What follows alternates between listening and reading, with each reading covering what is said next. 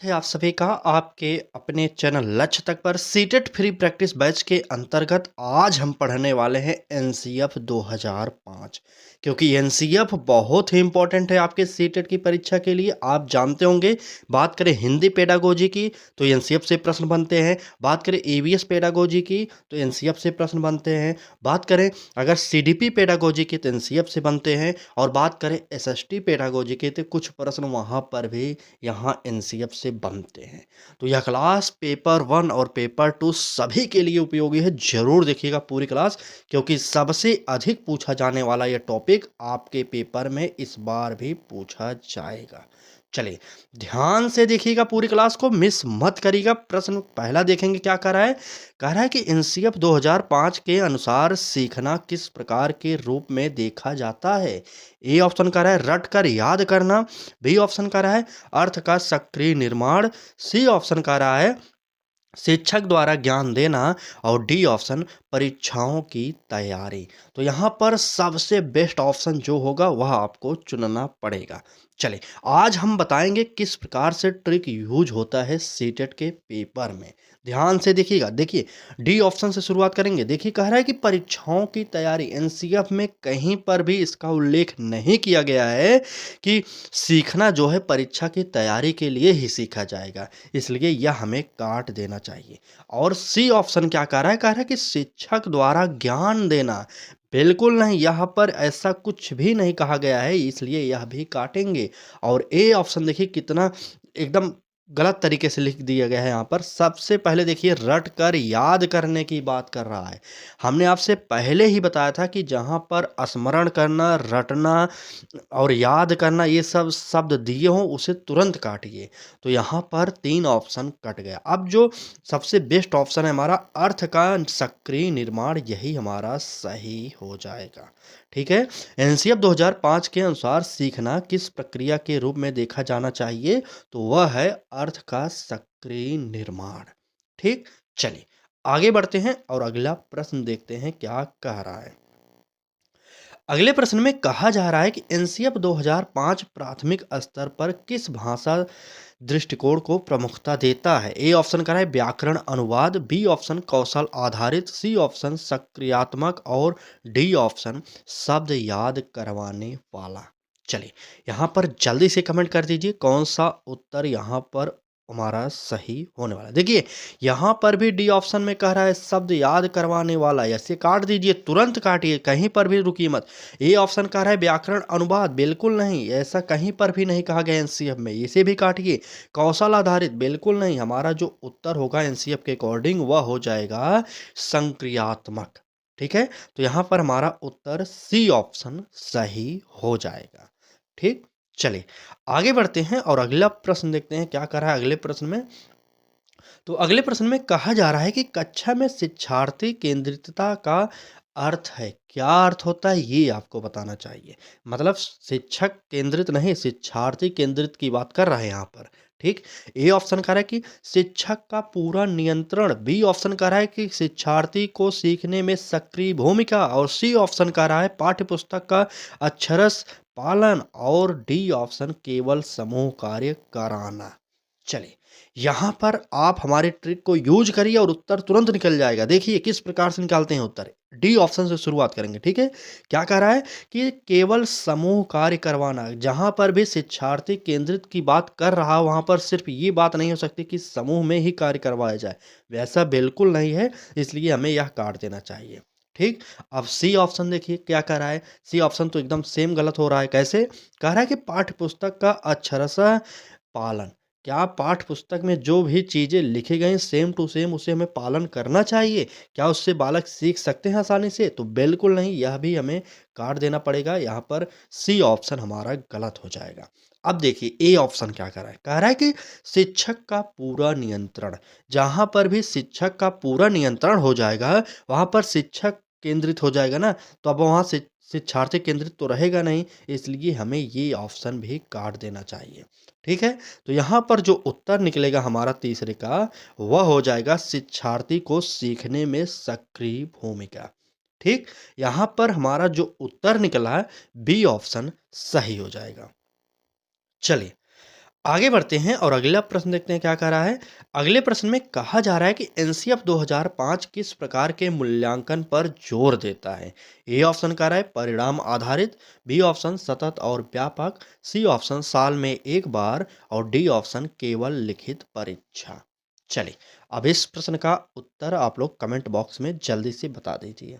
चलिए, तो यहाँ पर एनसीएफ में कहीं पर भी मूल्यांकन करते समय यह बात नहीं कही गई है कि केवल लिखित परीक्षा हो और साल में एक ही बार मूल्यांकन हो। तो यहाँ पर दो के दोनों ऑप्शन काट दीजिए, ठीक है? इसे दोनों काटिए और क्या करें, परिणाम आधारित, क्या परीक्षा में जो अंक बालक ने हासिल किया है उसी पर बालक का मूल्यांकन होना चाहिए? तो ऐसा एनसीएफ बिल्कुल नहीं कहता है। टीचिंग के लिए सबसे बेस्ट जो ऑप्शन होगा हमारा यहाँ पर, वह हो जाएगा सतत और व्यापक मूल्यांकन।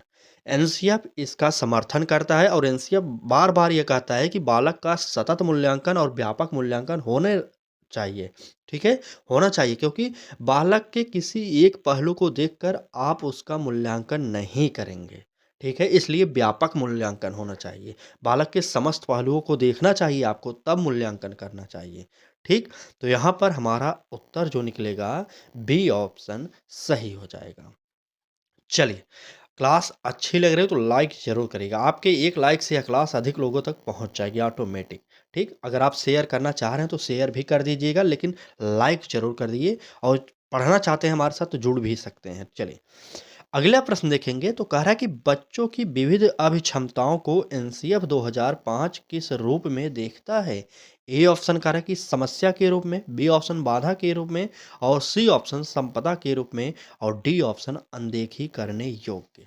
चलिए, बताइए यहाँ पर प्रश्न संख्या 5 का उत्तर क्या है?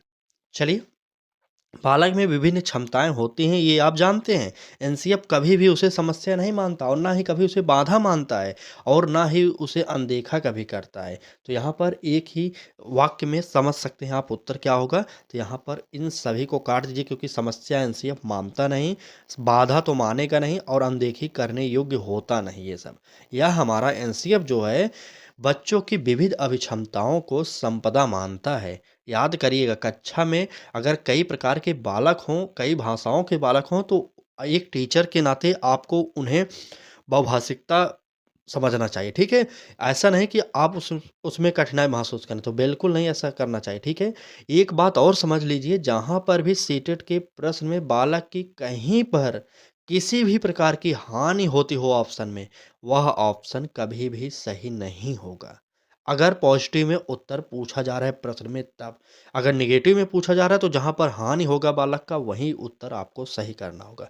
ध्यान से पूरा समझते हुए चलिएगा, ठीक है? तो यहाँ पर सी ऑप्शन आप लोग इस प्रश्न का सही कर लीजिए। चलिए, आगे बढ़ते हैं और अगला प्रश्न देखते हैं क्या कह रहा है। अगले प्रश्न में कहा जा रहा है कि एनसीएफ 2005 के अनुसार शिक्षक की भूमिका क्या है? ए ऑप्शन कह रहा है ज्ञान का स्रोत, बी ऑप्शन रटने वाला और रटवाने वाला कह रहा है, रटने वाला नहीं रटवाने वाला, और सी ऑप्शन मार्गदर्शक व सहायक और डी ऑप्शन नियंत्रक की। चलिए, बताइए। जल्दी बताइए, क्योंकि यह प्रश्न आपने कहीं न कहीं पर देखा होगा, मुझे पता है। कई बार यह प्रश्न पेपर में आ चुका है। अगर आपने प्रीवियस ईयर हल किया होगा तो वहाँ पर आपको यह प्रश्न मिला भी होगा।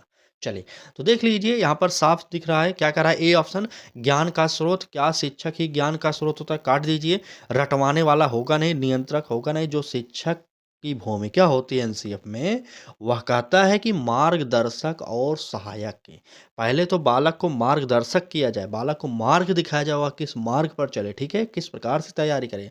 उसके बाद उसमें उस बालक के अंदर कोई कठिनाई अगर होती है, तो बालक की कठिनाई को दूर करने के लिए शिक्षक को सहायक का रोल भी अदा करना चाहिए, ठीक है? तो यहाँ पर इस प्रश्न का जो उत्तर होगा हमारा, सी ऑप्शन सही हो जाएगा, ठीक? चलिए, आगे बढ़ते हैं और अगला प्रश्न देखते हैं क्या कह रहा है। अगले प्रश्न में कहा जा रहा है कि सीखने का सर्वोत्तम तरीका एनसीएफ 2005 में क्या माना गया है? ए ऑप्शन कह रहा है अपने अनुभव से, केवल व्याख्यान से, और देखिए अपने अनुभव से या केवल व्याख्यान से या सिर्फ पुस्तक पढ़कर या याद करने से। चलिए, यहाँ पर इम्पोर्टेंट है यह, कमेंट करिए। एनसीएफ 2005 बहुत ही इम्पोर्टेंट टॉपिक है आपकी परीक्षा के लिए। हम हर दिन आपको एक इम्पोर्टेंट टॉपिक प्रोवाइड कर रहे हैं। बात करें एनसीएफ की, बात करें कोहलबर्ग, वाइगोत्स्की, जीन पियाजे, या बात करें आरटी एक्ट 2009 या एनईपी 2020 की, ये सब टॉपिक वो हैं जो आपके पेपर में सीधे के सीधे आएंगे। यकीन करिए यहाँ से प्रश्न हर बार पूछे जा रहे हैं और इस बार भी आएंगे। चलिए, फिलहाल अगर आप हमारे साथ जुड़ेंगे तो एनसीएफ से प्रश्न आने वाले जितने भी होंगे हम आपको कवर कराएंगे। ठीक है, मैराथन क्लास ला देंगे जिसमें 4 से 5 घंटे एनसीएफ पढ़ाएंगे, लेकिन आपको पेपर में एक भी प्रश्न अगर एनसीएफ से आया गलत नहीं होने देंगे। ठीक, तो चलिए बात करेंगे, अपने प्रश्न पर आएंगे। प्रश्न संख्या 7 का उत्तर की बात करें तो सीखने का सर्वोत्तम तरीका एनसीएफ 2005 में जो माना गया है, वह बालक अगर अपने अनुभव से सीखेगा तो वह सबसे बेस्ट हो जाएगा। इसलिए हमारा यहाँ पर ए ऑप्शन सही हो जाएगा। ठीक, चलिए आगे बढ़ते हैं और अगला प्रश्न देखते हैं क्या कह रहा है। कह रहा है कि बाल केंद्रित शिक्षा में सबसे महत्वपूर्ण क्या है? ए ऑप्शन शिक्षक की पसंद, बी ऑप्शन बच्चों की रुचियां, सी ऑप्शन अभिभावकों का दबाव और डी ऑप्शन अंक प्राप्त करना। चलिए जल्दी से यहाँ बता दीजिए कि बाल केंद्रित शिक्षा में सबसे महत्वपूर्ण क्या है। चलिए कमेंट करिए, शिक्षक की पसंद, बच्चों की रुचियां, अभिभावकों का दबाव या अंक प्राप्त करना। तो आप सभी को पता होना चाहिए कि बाल केंद्रित की यहाँ पर बात कर रहा है। बाल केंद्रित मतलब बालक ही केंद्र बिंदु है, तो बालक केंद्र बिंदु होगा तो बालक की मतलब अकॉर्डिंग ही आपको उत्तर देना पड़ेगा। यहाँ पर क्या कर रहा है, डी ऑप्शन देखिए, अंक प्राप्त करना। क्या बाल केंद्रित शिक्षा का सबसे महत्वपूर्ण अंग यही मान सकते हैं? तो बिल्कुल नहीं, इसे काट दीजिए। अभिभावकों का दबाव, अगर अभिभावकों का दबाव रहेगा तो बाल केंद्रित शिक्षा कहाँ पर होगी, कैसे होगी? इसे भी काटिए, शिक्षक की पसंद को काट दीजिए और यहाँ पर हमारा बी ऑप्शन सही हो जाएगा, बच्चों की रुचियाँ। ठीक, तो यहाँ पर बी ऑप्शन बच्चों की रुचियाँ हमारा सही हो जाएगा। और आगे बढ़ेंगे, अगला प्रश्न देखेंगे क्या कह रहा है। क्लास कैसी लग रही है आपको बताइए। चलिए क्लास कैसी लग रही है एक बार कमेंट करिए तो, तब तक अगले प्रश्न देखते हैं हम लोग। चलिए, प्रश्न में कहा जा रहा है कि एनसीएफ 2005 किस प्रकार की भाषा शिक्षा का समर्थन करता है? ए ऑप्शन का है एक रूप भाषा, बी ऑप्शन बहुभाषी दृष्टिकोण, सी ऑप्शन केवल मातृभाषा और डी ऑप्शन केवल अंग्रेजी। चलिए बताइए, एनसीएफ 2005 किस प्रकार की भाषा शिक्षा का समर्थन करेगा? चलिए जल्दी से बताइए। प्रश्न संख्या 9 का उत्तर देखिए, यहाँ पर केवल अंग्रेजी की बात करा डी ऑप्शन में, तो केवल अंग्रेजी जहाँ पर होगी उसे काटिए, क्योंकि बालक सिर्फ अंग्रेजी ही जानता हो ऐसा भी नहीं है। इसलिए एनसीएफ इसे कभी भी नहीं कहता कि सिर्फ अंग्रेजी ही हो।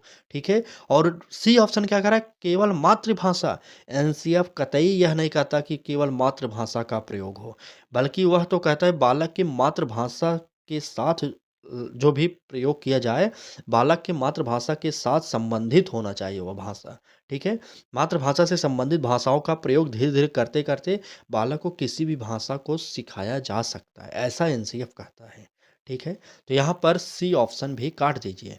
अब क्या करा है, डी ऑप सी, डी सी तो कट गया, ठीक, और बचा ए और बी। अब बताइए इसमें उत्तर। चलिए इसमें उत्तर बताइए। देखिए यहाँ पर उत्तर की बात किया जाए तो एक रूप भाषा कभी नहीं, बालक को एक भाषा ही कभी नहीं सिखाने की बात करता है एनसीएफ। यहाँ पर बात किया जाता है बहुभाषी दृष्टिकोण, क्योंकि बालक कई प्रकार की भाषाओं को जानता है। एक क्लास में 10 बच्चे होंगे तो 10 भाषाएं भी जान सकते हैं। ठीक है, तो यहाँ पर इस प्रश्न का उत्तर जो होगा बी ऑप्शन हमारा सही हो जाएगा। ठीक, चलिए आगे बढ़ें। चलिए आगे बढ़ते हैं, अगला प्रश्न देख लेते हैं। अगले प्रश्न में कहा जा रहा है कि बच्चों की पूर्व ज्ञान का उपयोग क्यों आवश्यक है? आपको पता होना चाहिए कि बालक अपने घर से ही कुछ संचयी पूंजी के साथ आता है, कुछ सीख कर आता है। तो पूर्व ज्ञान बालक का वही हो जाता है विद्यालय आने से। ठीक है, तो यहाँ पर इसको आपको उत्तर देना है। ए ऑप्शन का है समय बचाने के लिए, बी ऑप्शन का है शिक्षक को सुविधा के लिए, सी ऑप्शन का है सीखने को सार्थक बनाने के लिए और डी ऑप्शन परीक्षा आसान करने के लिए। चलिए यहाँ पर एकदम साफ उत्तर दिखाई दे रहा है। इस प्रश्न का उत्तर जल्दी से कमेंट बॉक्स में आप लोग दीजिए और देखते हैं कितने लोग सही उत्तर दे रहे हैं। चलिए जल्दी से बताइए कि बच्चों की पूर्व ज्ञान का उपयोग क्यों आवश्यक है। चलिए ABCD जल्दी से कमेंट करते रहिए आप लोग, जल्दी-जल्दी कमेंट करिए। तो यहाँ पर देखिए समय बचाने के लिए इसका कभी भी नहीं कहा जा सकता है पूर्व ज्ञान आवश्यक है। बालक का पूर्व ज्ञान आवश्यक सिर्फ़ समय बचाने के लिए होता है? तो ऐसा हम नहीं कहते, ना ही एनसीएफ कहता है, ठीक है? और शिक्षक को सुविधा के लिए, शिक्षक को क्या सुविधा भाई साहब यहाँ पर बालक के लिए ही बात किया जा रहा है तो ऐसे काट दीजिए। अब जो होगा हमारा कि सीखने को सार्थक बनाने के लिए। बिल्कुल से अगर बालक का जो पूर्व ज्ञान है इसलिए उपयोग में लिया जाता है ताकि बालक को सार्थक तरीके से जल्दी सिखाया जा सके। यही हमारा सी ऑप्शन यहाँ पर सही हो जाएगा। ठीक? यहाँ पर सी ऑप्शन आप लोग सही करिए और आगे बढ़िए अगला प्रश्न देखते हैं क्या कह रहा है। चलिए अगले प्रश्न में कहा जा रहा है कि शिक्षण में परियोजना कार्य का उद्देश्य है। क्या उद्देश्य है? ए ऑप्शन कह रहा है कि अधिक अंक दिलाना, बी ऑप्शन कह रहा है कि गहराई से सीखना व अनुभव प्राप्त करना और सी ऑप्शन समय बिताना और डी ऑप्शन घर का काम बढ़ाना। चलिए बताइए प्रोजेक्ट वर्क जिसे आप कहते हैं यह क्या होता है? यह आप जल्दी से बता दीजिए। चलिए देखिए, अधिक अंक दिलाना यह तो हमारा गलत हो जाएगा। आपको पता होगा कि प्रोजेक्ट वर्क जिसे होमवर्क कहते हैं, आप कभी भी यह नहीं होता। प्रोजेक्ट वर्क यानी परियोजना कार्य, ठीक है? तो यह भी कभी नहीं कह सकते कि इसके लिए अंक अधिक मिल जाए, यह गलत होता है। समय बिताने की बात किया नहीं जाता, घर का काम बढ़ाने की बात होता नहीं। तो यहाँ पर हमारा जो बी ऑप्शन है, यही सही हो जाएगा क्योंकि यह कह रहा है कि गहराई से सीखना वह अनुभव प्राप्त करना। ठीक? तो यहाँ पर इस प्रश्न का उत्तर आप लोग बी ऑप्शन को नोट कर लीजिए। ठीक है? चलें आगे। चलिए, कितने लोगों ने क्लास को शेयर किया? एक बार निवेदन बस करेंगे कि शेयर ज़रूर करिए आप लोग। ठीक? चलिए। एनसीएफ 2005 कक्षा कक्ष में प्रश्न किस प्रकार के बनाए जाने का सुझाव देता है? देखिए एनसीएफ बहुत ही महत्वपूर्ण रोल अदा करता है आपके पेपर में। आपसे विनम्र निवेदन करेंगे आप लोग एक बार प्रीवियस ईयर देखिए और लगभग ज़्यादा से ज़्यादा प्रश्न जो हैं हमने जो 4-5 टॉपिक बताया वहाँ से प्रश्न आए हैं। यकीन करिए एक बार हमने भी सीटेट दिया था, हमने भी ये सब पढ़ा था इसलिए आपको बताया जा रहा है। ठीक है? तो चलिए बाकी आपकी इच्छा है। प्रश्न पर आते हैं अपने। क्या कह रहा है कि एनसीएफ 2005 कक्षा कक्ष में प्रश्न किस प्रकार के बनाए जाने का सुझाव देता है? ए ऑप्शन कह रहा है कि केवल तथ्य आधारित, बी ऑप्शन कह रहा है कि उच्च स्तरीय चिंतन वाले, सी ऑप्शन कह रहा है रटवाने वाले और डी ऑप्शन कह रहा है कि एक शब्द वाले। चलिए, यहाँ से आप लोग कमेंट बॉक्स में उत्तर देना शुरू कर दीजिए। चलिए जल्दी बताइए। देखिए एक शब्द वाले की बात ही नहीं करेंगे और रटवाने वाले तो कट जाएँगे। यहाँ पर सी और डी ऑप्शन तुरंत काट दिया हमने। अब आपको बताना है कि ए और बी में से उत्तर कौन-सा सही होगा। ए ऑप्शन देख रहे हैं? कह रहा है कि केवल तथ्य आधारित। भाई साहब केवल लग गया तो उत्तर गलत हो गया। हमने आपको एक ट्रिक बताई थी। यह काट दीजिए और हमारा उत्तर जो होगा वह हो जाएगा बी ऑप्शन। क्या कह रहा है? उच्च स्तरीय चिंतन वाले। ठीक? तो यहाँ पर हमारा इस प्रश्न का जो उत्तर होगा बी ऑप्शन सही हो जाएगा। ठीक है? देखिए, इधर-उधर की बात करने से कोई फ़ायदा नहीं, ठीक है? क्लास रेगुलर चलती रहे और कुछ उसमें फ़ालतू की बात ना हो, यही क्लास की सबसे बेस्ट तरीका है, ठीक है? और बाकी आपको पढ़ना है, आपको कुछ दिक्कत हो रही है तो कमेंट बॉक्स में क्लास समाप्त होने के बाद करिए, ठीक? बाकी आप उत्तर देते रहिएगा। चलिए। कोई भी दिक्कत हो किसी भी टॉपिक को अलग से पढ़ना हो तो आप क्लास समाप्त होने के बाद कमेंट बॉक्स में कमेंट करेंगे तो आपके कमेंट का रिप्लाई दिया जाएगा। ऐसा नहीं कि रिप्लाई नहीं, रिप्लाई दिया जाता है। ठीक? चलिए, बात करेंगे अपने प्रश्न पर। तो कह रहा है कि बच्चों में आत्म अनुशासन कैसे विकसित होता है? ए ऑप्शन कह रहा है सख्त दंड से, बी ऑप्शन डर से, सी ऑप्शन कह रहा है स्वायत्तता व जिम्मेदारी से और डी ऑप्शन चुप रहने से। चलिए बताइए यहाँ पर उत्तर क्या होगा प्रश्न संख्या 13 का। देखिए बच्चों में अगर बात करें आत्म अनुशासन की तो सख्त दंड से तो कभी भी नहीं होगा विकसित, ये आप काट दीजिए। ठीक है? और क्या कह रहा है डर से, आत्म अनुशासन डर से भी नहीं विकसित होता, इसको भी आप काट दीजिए। ठीक है? और चुप रहने से तो कभी नहीं होगा, यहाँ पर हमारा जो उत्तर होगा वह हो जाएगा सी ऑप्शन। क्या कह रहा है? स्वायत्तता व जिम्मेदारी से। ठीक? तो यहाँ पर हमारा सी ऑप्शन सही हो जाएगा। चलिए, आगे बढ़ते हैं और अगला प्रश्न देखते हैं क्या कह रहा है। अगले प्रश्न में कहा जा रहा है कि बच्चे की रुचि बनाए रखने के लिए किस प्रकार का शिक्षण प्रभावी है? बताइए। आपको मतलब आप एक टीचर हैं, सीटेट के प्रश्न को सॉल्व करते हुए अपने आप को एक टीचर मान लीजिए। भले आप अभी स्टूडेंट हैं, लेकिन सीटेट के प्रश्नों को जब भी सॉल्व करिए, पेडागोजी के प्रश्नों को, तो अपने आप को टीचर मान लीजिए, तब आप प्रश्न अधिक से अधिक सॉल्व कर सकते हैं। अपने ऊपर खुद प्रयोग करिएगा, ठीक है? तो यहाँ पर देखिए, अपने आप को टीचर मानिए और इस प्रश्न का उत्तर आसानी से आप दे सकते हैं। कैसे? देखिए, कह रहा है कि बच्चे की रुचि बनाए रखने के लिए किस प्रकार का शिक्षण प्रभावी होगा? अगर आप टीचर मान लिए तो आपको पता हो जाएगा। आप तो टीचर हैं ना, तो शिक्षण के लिए कौन-सी प्रभावी युक्ति होगी यही आपको बताना है इस ऑप्शन में। तो चलिए बताइए। ए ऑप्शन कह रहा है कि केवल व्याख्यान, बी ऑप्शन कह रहा है एक रास्ता, सी ऑप्शन कह रहा है गतिविधि आधारित और डी ऑप्शन लंबी पढ़ाई। चलिए, कमेंट करिए और उत्तर बताइए कि यहाँ से कौन-सा हमारा सही होने वाला है। चलिए, जल्दी बताइए। देखिए, यहाँ पर अगर बात किया जाए केवल व्याख्यान, क्या बच्चों की रुचि बनाए के लिए रखने के लिए सिर्फ़ हमें व्याख्यान ही देना चाहिए? तो ऐसा बिल्कुल नहीं है, इसे काट दीजिए। और बी ऑप्शन कह रहा है एक रास्ता, क्या ये सही होना चाहिए? बिल्कुल नहीं, अगर एक रास्ता रहेगा तो बालक ऊब जाएगा, ठीक है? और क्या कह रहा है लंबी पढ़ाई कह रहा है डी ऑप्शन में, लंबी पढ़ाई करते रहेंगे तो बालक अपने आप को उसमें लगाएगा ही नहीं, ठीक है? इसलिए गतिविधि आधारित किसी कार्य को करवाइए, बालक से करवाइए, खेल-कूद में बालक को पढ़ाइए, तब बालक की रुचि बनी रहेगी, ठीक? तो यहाँ पर इस प्रकार से प्रश्न आपको पेपर में मिलेंगे, यकीन करिए एक बार, सी ऑप्शन को सही करिए। और जो भी लोग पेपर में पहली बार बैठने जा रहे हैं और डरेंगे नहीं, और जो लोग बैठ चुके हैं 2-1 बार, वो भी अब निश्चिंत हो जाएँ। ठीक है? बस क्लास देखते रहिए, और किसी भी किताब को पढ़ना है तो मैं यहाँ पर अपनी क्लास के लास्ट में यहाँ पर क्लास के शो कर देता हूँ किताब को। आप सिर्फ़ उस किताब को पढ़िए, ठीक है? अगर आप ऑनलाइन लेना चाह रहे हैं तो ऑनलाइन यहाँ से ले सकते हैं, नहीं ऑनलाइन लेना चाहते तो आप इसी किताब का स्क्रीनशॉट लेकर आप दुकान पर जाइए, सेम टू सेम किताब देखिए एक बार। आप खुद से देखिएगा पहले, मेरे कहने से किताब मत लीजिए, खुद से देखिए। उसके बाद अगर आपको अच्छी लगे, मैटर अच्छा लगे उसमें, तब आप बुक परचेज़ कर लीजिएगा, ठीक? नहीं तो आप जैसे भी जो भी बुक पढ़ रहे हैं पढ़िए, बस हमारे साथ प्रैक्टिस सेट करिए। हम आपको एनसीईआरटी बेस्ड प्रश्न प्रोवाइड कर रहे हैं। यकीन मानिए यहाँ से प्रश्न आपके पेपर में आएँगे, ठीक? बाकी आप जो है प्रश्न का पैटर्न देख रहे हैं, स्तर देख रहे हैं, सब देख रहे हैं आप यहाँ पर, ठीक है? चलिए, बाकी कोई किताब हो आपके पास तो पढ़ते रहिए। चलिए देखते हैं अगला प्रश्न क्या कह रहा है?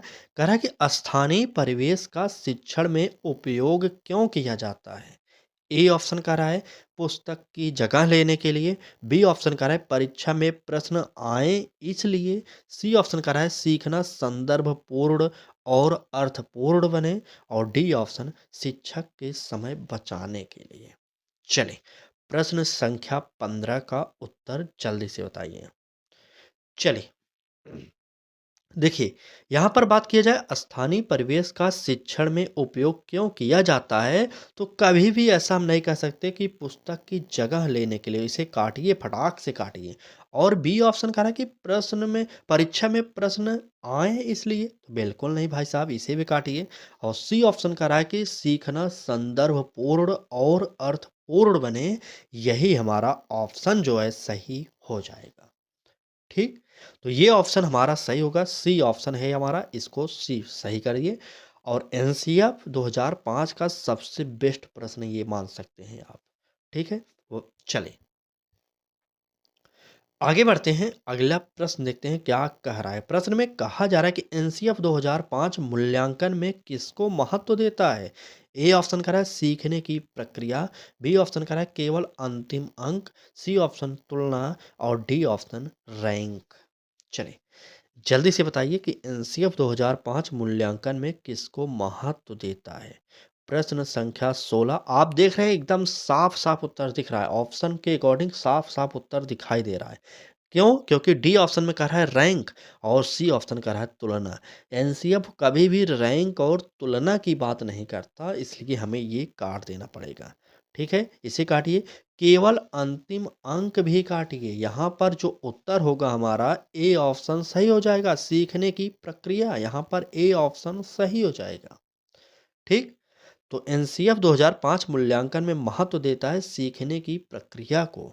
यहाँ पर ए ऑप्शन सही हो जाएगा।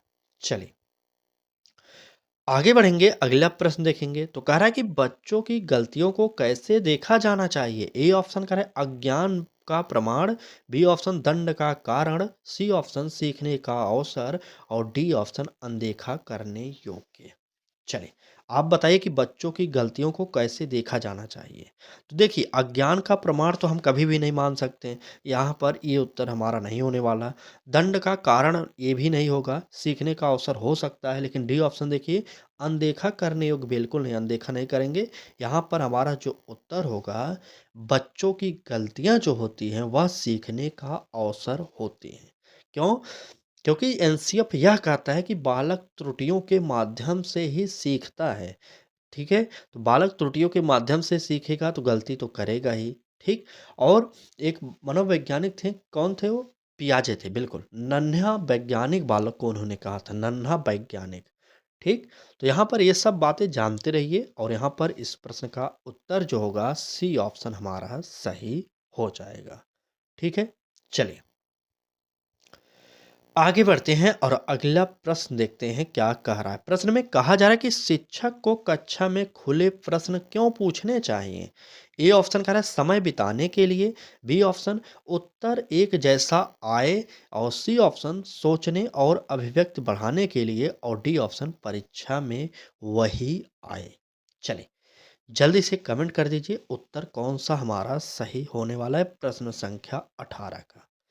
चलिए प्रश्न संख्या 18 देखिए, यहाँ पर खुले प्रश्न का मतलब होता है क्या बालक अपने विचारों को प्रकट करे उसमें। ठीक है, और यहाँ पर समय बिताने के लिए खुले प्रश्न नहीं किए जाते, इसलिए कट जाएगा। उत्तर एक जैसा है, खुले प्रश्न में अगर उत्तर एक जैसा आ गया तो मतलब रटा रटाया है, इसलिए यह भी एनसीएफ कभी भी स्वीकार नहीं करेगा।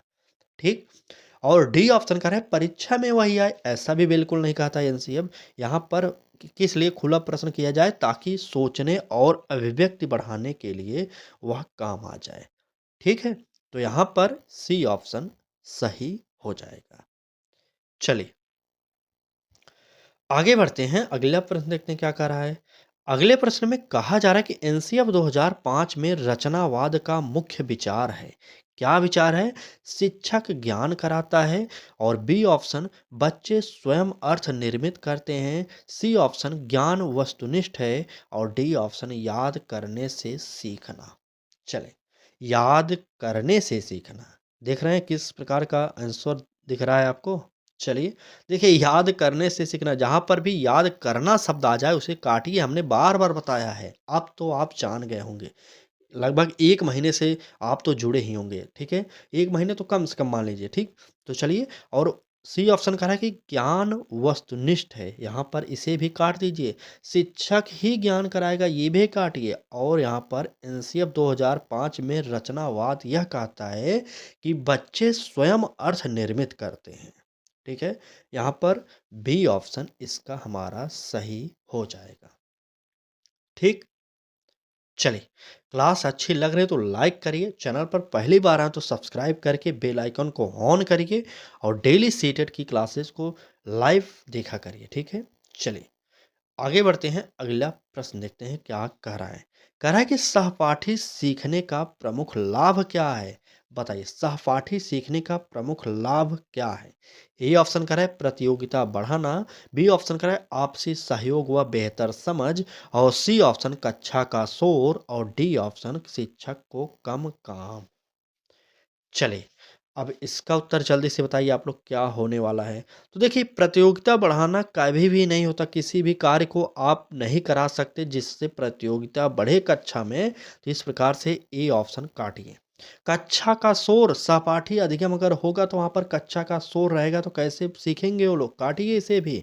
और क्या करें, शिक्षक को कम काम, भाई साहब शिक्षक को आराम करना है क्या, इसलिए इसे भी काट दीजिए। इसलिए उत्तर जो होगा वह हो जाएगा आपसी सहयोग व बेहतर समझ।